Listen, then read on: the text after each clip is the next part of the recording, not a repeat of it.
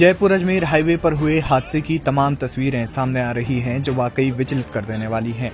मौतों का आंकड़ा लगातार बढ़ता जा रहा है। आग की चपेट में आए लोग इतनी बुरी तरह से जल गए हैं कि उनकी पहचान तक नहीं हो पा रही है। सरकार ने पहचान के लिए मृतकों के डीएनए टेस्ट करवाने का फैसला लिया है। इस हादसे में कई ऐसी कहानियां सामने आ रही हैं जो वास्तव में भावुक कर देने वाली हैं। अनीता नाम की एक महिला जो पेशे से पुलिस कांस्टेबल थी, वे चैनपुरा इलाके में आरएसी की बी कंपनी में 4th बटालियन में तैनात थी। वे अपने घर की इकलौती कमाने वाली महिला थी। उनकी इस हादसे में मौत हो गई है।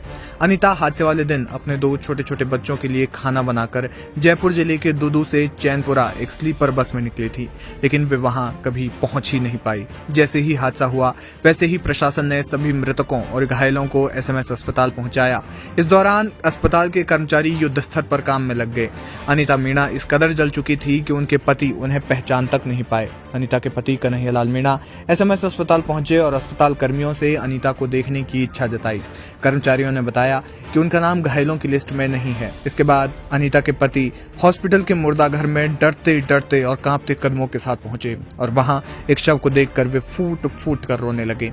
अनीता मीणा बुरी तरह से जल गई थी और शरीर के ज्यादा झुलसने के कारण उनकी मौत हो गई थी। बताया जा रहा है कि उनका शव सिर से लेकर पैर तक जल गया था, लेकिन जब कन्हैया की नजरें मृतका के पैरों पर पड़ी तो उन्होंने अनीता की पहनी हुई बिछिया को पहचाना।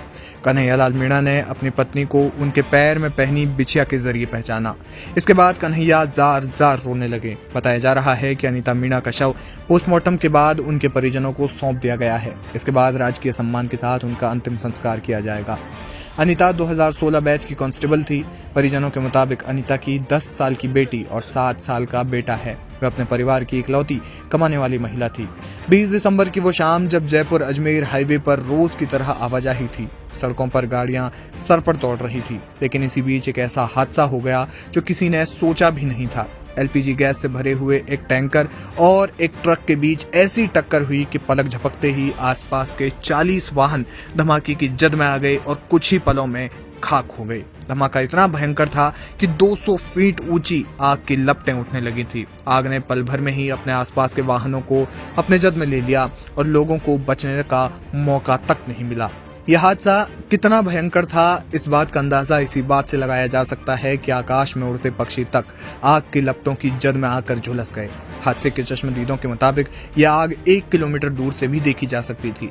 मामले में अस्पताल के अधीक्षक सुशील भाटी ने बताया कि हॉस्पिटल में पूरी तैयारी है, हर विभाग तेजी से काम कर रहा है।